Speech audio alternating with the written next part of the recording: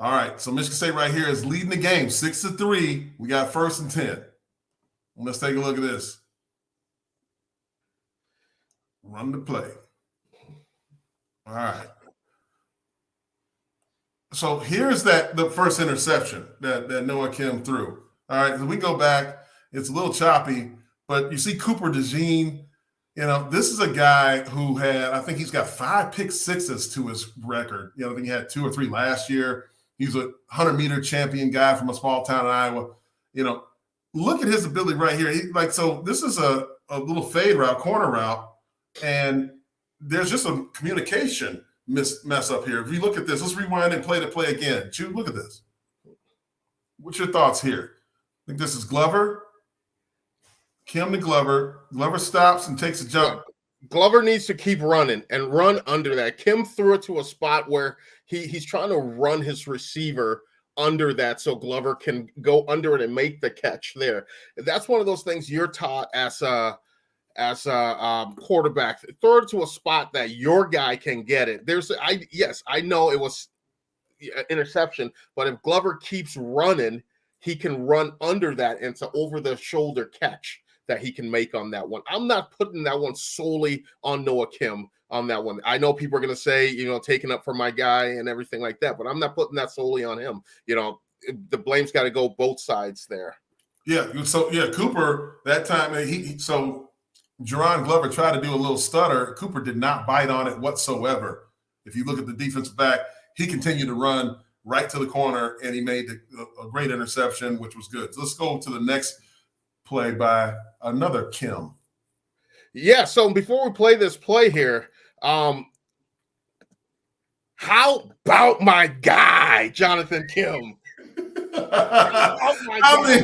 Man, hey, Chew, you need to get in politics, man. I said this was the best. Just a year ago. This was the best transfer that we had coming this year. I said it. I said it. You love Kickers. That's on you. How about my guy, Jonathan Kim? Fredericksburg, VA, stand up. Fredericksburg, baby. Let's go. Let's see it. Let's run it. This is a Kinnick Stadium record. Ladies and gentlemen, that's 58 yards. That would have been good from 62, maybe more. What did he tell you on the sideline? Yeah, before I always like to go because he's my guy. So I always go to the kickers and stuff so I can have something to report up to you guys. Say, hey, where do you feel comfortable from? And he's like, I'm good from 62. I was like, my guy. And after he made the kick, I went to him. I was like, hey, because I reported it up to you and George. So I told him, I was like, hey, way to not make me look like a liar on that. But Jonathan Kim, my guy, we're going to have him on the show too. You know what? We are going to get Jonathan Kim on the show because he's having an outstanding year. But you said that that was an actual sideline report. You went live on the air and said that he's good from 62. Like, see? J. Kim is him.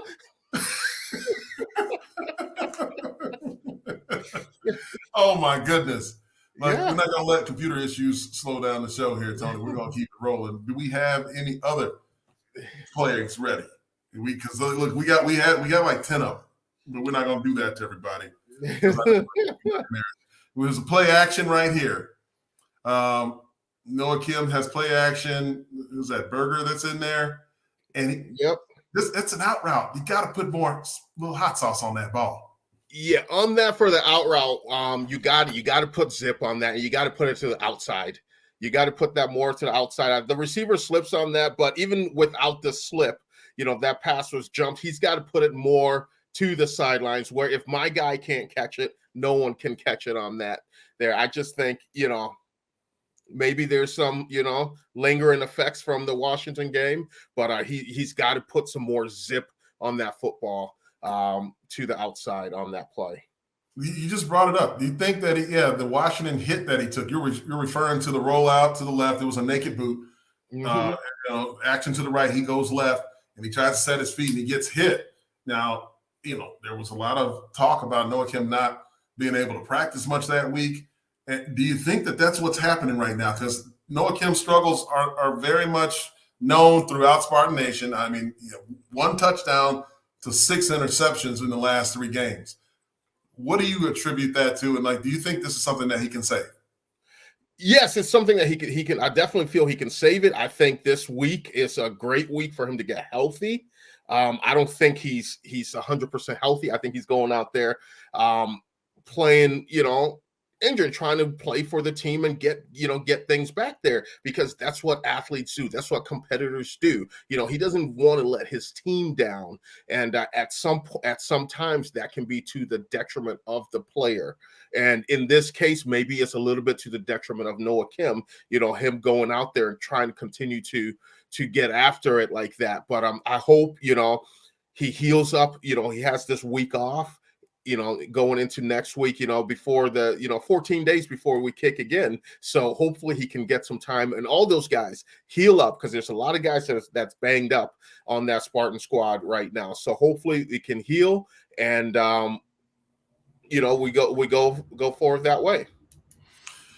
Healing is good. This is a play right here we can bring up that shows what Michigan State defensively was able to do on a good note here. This is the first interception by Angelo Gross.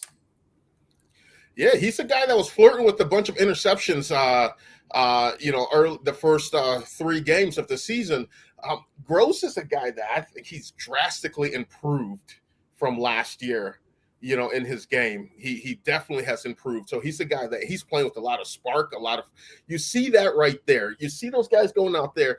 That is a team, you get that pick, and now it's like, this is a team that's like, hey, we're let's go. Look at the excitement. Look at that, the energy, the excitement going out there. That's not a team that's having the poor means.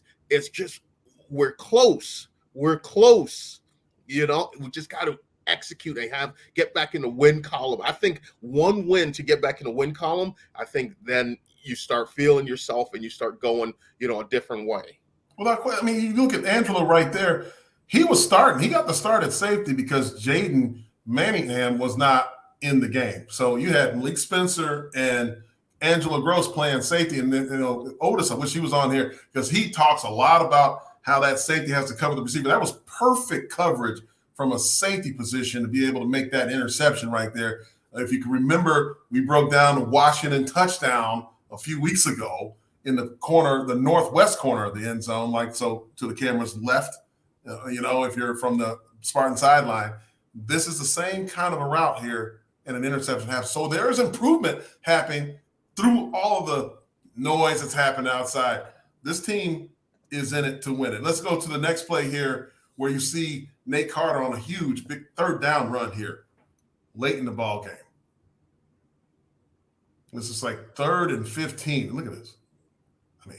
That's another one of your guys.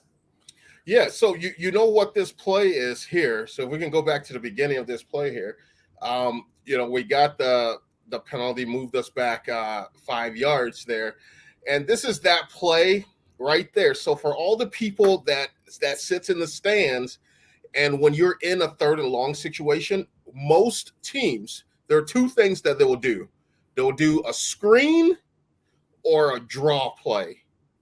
That's the 2 things they'll do. And traditionally, a lot of the times, it doesn't work because you're not expecting it to work. You're expecting to get lucky on a play like this, 3rd and 15. You're saying we're going to go and we're going to punt and get our defense back on the field. We're going to see if we can catch the defense off guard. So when the fans are booing at a 3rd and 15 call, that's a screen play or a draw play, this is what offensively you're thinking you hope happens. You catch them, off guard there. But you're on this, you got 4 wides. You don't have many in the box. Exactly. That's what you're trying to do. You're trying to catch them sleeping, have them think, because of the sticks, because that's what every fan thinks. It's 3rd and 15. You're going to throw it past the 30-yard line and pick up the 1st down. No, you just want to catch them off guard. And if you break one, great. If not, let's punt it and get it and live to play another down. Let's look at why this worked, though. So you see that safety buzzing down. It's going into cover 1. Mm-hmm. Go back a little bit here, Tony, if you can.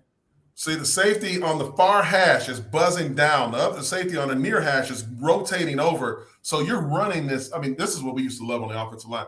When there's a blitz coming at you You run right into it. You pick up that blitzer, and it's run. You got green grass here. Exactly. So the offensive line did a great job picking that up. That's all you needed, and that was an incredible move in the hole. That's a great move by Nate Carter there. Yeah, it was at 49. Yeah, he's still trying to find his jockstrap. You know that Ethan Herkett. Let's go back and see that one more time. This is so good. We gotta show you what's really going on in the middle of these holes here when guys are running through smoke. Look at Nate Carter when he gets to the second level. That's beyond the offensive line, right there. See that move? I mean, there was a camera angle of it from behind, a tight copy that you can see it. And I'm talking ankles broken. And all the youngsters like to do the crossover dribble and do all that stuff. That's breaking ankles right there for your son, Nate Carter from Western New York. That's pressing the hole and slicing the cut. Press the hole. Slicing the guys with slicing the cut. Slow to the hole, fast through the hole. Jump cut. Jump cut guys are great because that sets up blocks for the big guys up front, man. That's just beautiful. Now, upon further review, that to me, from naked eye, right, that looked like a first down. It looked like he crossed over, but they reviewed it. His knee was actually down and the ball was short. I didn't think he was this short, but it was short. So here's the fourth down play that's up next. You're on the minus 30-yard line here, Chew. So we know what's coming. The tush push. The tush push. But what I see here, what we saw in the lineup, and look, it's 4th and 1, 9:52 to go in the third quarter. You've got a 6-point lead. Your defense is playing great. And I know that everybody's like, I love the call. But this defense right here, you got 1, 2, 3, 4, 5. You got 6 line right in all the A gap, in the gaps, A gap, B gap, C gap, and a middle linebacker right over the head of the center because they all know it's going to be a sneak. You see? Yes. So what this what's happened here? We've been spoiled. Well, not us as in Spartans, but if you're a Philadelphia Eagles fan, I think Tony, they call it a brotherly love shove. But some other people call it the tush push. This was started way back with Reggie Bush and Matt Leinart, the Bush push against Notre Dame. It was illegal, and now it became legal.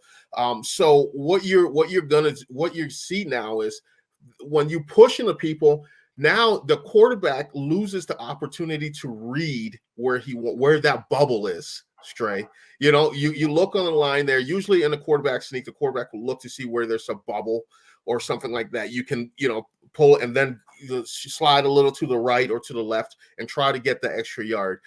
In this here, you try to get it, but you don't get it. And what I would have done if you want to do a push play, a tush push or something like that, I would say, hey, give it to your running back and have your quarterback push him.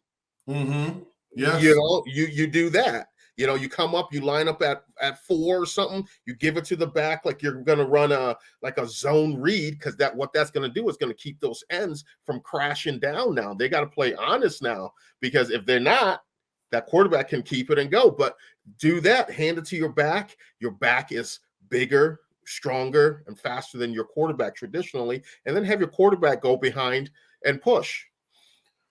Yeah. Or have the ability to check. When you see this defense right here, I'm the center. Hey, you got to check out of this, because you can see right now that the Iowa defensive linemen are, what do I always say? Low man wins in short yardage situations. You have to get low. Noah had to get lower in this as well, and he had to have his tight end had to push him. So let's go ahead and play. Let's see Noah's pad level, and let's see the push from our line and the tight end. See that tight?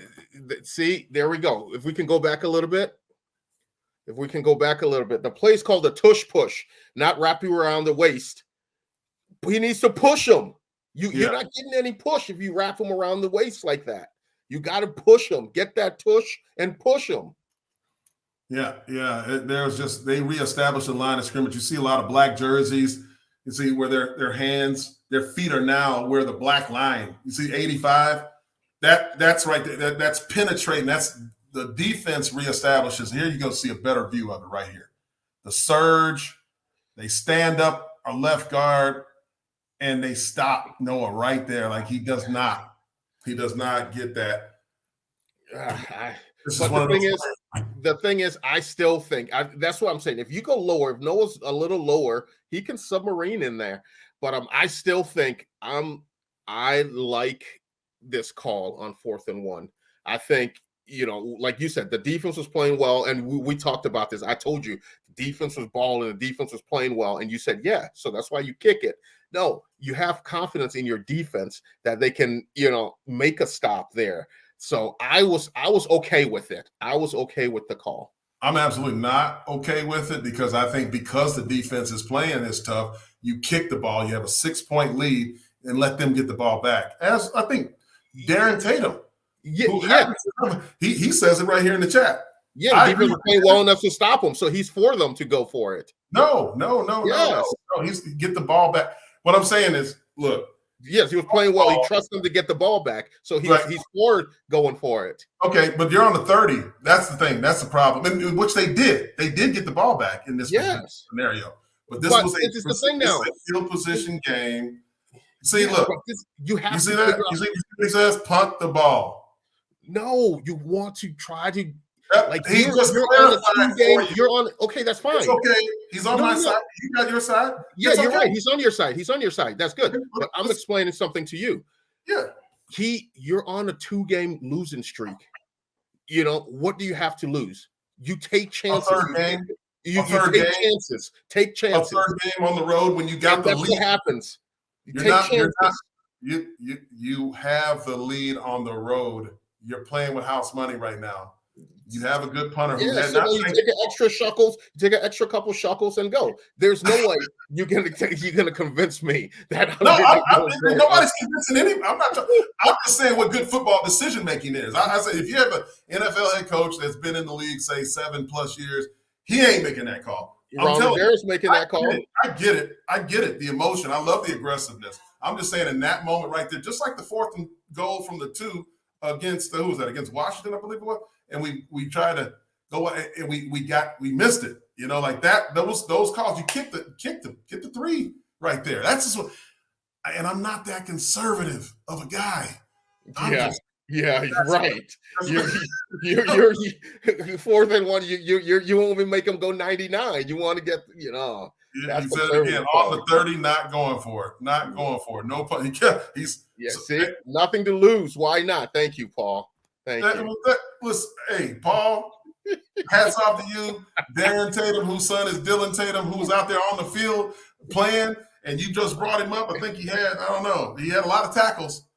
And he balled out last one. So go get some more. Go get some more in the red zone. Let him get a pick. Yeah. Come on now. I'm just telling you. Punt, live to play another down. It was a good look. It was an awesome situation. Do we happen to have the punt return? Let's break that down because this is the one when we got there. This is the tough one. Okay, tie ball game right now. See the 2 gunners. Notice the 2 gunners on the left side. Those are the guys that look like receivers, way split left. Usually there's one on either side. And Chew, you are a special teams guru. I can let you break this down. Yeah, so what you usually do traditionally, like you said, you get the guy that's right above right below the 20 there, that first gunner out there, he's there. The second guy in the slot, he should be on the other side there traditionally. And those are known as ball men. So you go and your responsibility is go to where the football is going to go. And in the huddle, all right, so first of all, you get in the huddle. It's not just, hey, punt on 1, ready, boom. It's like punt right, punt left, or punt middle. So they know which direction that they're going to go. And once also too, so if you call a punt left, the punter punts the ball and it's going to the left. His job is to be yelling left, left, left, left, left. If he mishits it, so he's yelling the direction so everyone knows it's going as planned. If he mishits it and it goes to the right, he's yelling right, right, right, right, right. So everyone knows, hey, we got to adjust because they can't see the ball. They're running downfield. So in this play here, these 2 guys, this play was designed to go. It was a left call punt. And the punter mispunts it and he punts it to the right. So where we don't have a gunner, aka a ball man, to go down there. And so now the guy in these guys here, now you have landmarks you have to go to. A guy's supposed to go outside the numbers, and then another guy in between the hash and the numbers. The up back is going to go, his job is right down the hash, and so on and so forth. That's how you have, that's what they call lane contain and lane assignment. That's what you're supposed to do. And when you lose contain, that's what happens. But also too, when you miss punt the ball, when it's supposed to go left, where your guys are, you have two gunners over there on the left, and it goes to the right, that's when you run into problems. You don't want to lose the people here. Let's get them, let's kick this ball, let's show them what happens. So those balls supposed to go left, right? They're supposed to go left, out of bounds, hopefully, because you got a world-class sprinter. Right. He kicks it right down Mitchell. And there's nothing over here. He sees it. Boom. They took out each other, friendly fire twice. Oh. And the rest, as we know, is history right there. Back-breaking score, 3:45 to go in the game. Right there. And I gotta say, I am not, like, I know it's news. I don't know why colleges do this. Why does college do the spread punt when they have all those guys out? Why can't we go with the traditional? You play in the NFL, you're going to go to play traditional punt formation, where you know, I hate the spread punt. I think there's just too much room for disaster. I hate the spread punt. Go to a traditional U-shaped punt. Get your up back, your personal protector in there. Call it load right, load left, rip Liz, and let's get out of here and let's boogie. Yeah. I mean, I agree. You know, look, yeah, I didn't even see the double gunners to the left while it was live. You know, we're thinking, I'm worried about him shanking because he had just shanked the punt, the punt before that. It was otherwise a really great night for kicking. I mean, there was 52-yarder or 58-yarder. There was a lot of great kicks. We happened to miss a field goal, hit the upright, and then also had that shank punt. And then that punt, which wasn't shanked, just was a lollipop for that returner, Cooper DeJean, and he takes it to the house. So there was a comment in there. I think Rashad Howard did make the comment that on 4th and 1, unless you have Choo-Choo in the backfield, you punt it. Which maybe that's what you're seeing, because you know when it's your own vision, yeah, give it. If it's you, I'm with you, Choo. Okay, thank you. If it's you snapping the ball, I'm like, yeah, hell no, man. Right, if we can do that, you know how they do in Rand or whatever, have these like dream teams, you know, the center and Chew would, you know, tail. Okay, we're gonna get that 4th down, but we didn't have that. It was Noah Kim, slightly built guy, you know, and just didn't get that push. There was a lot of things that didn't quite go the Spartans' way in that game, as you've seen it right there, the breaking it down. Great job by Chew, and you know, thanks for the guys in the back doing the work of bringing the videos to the people.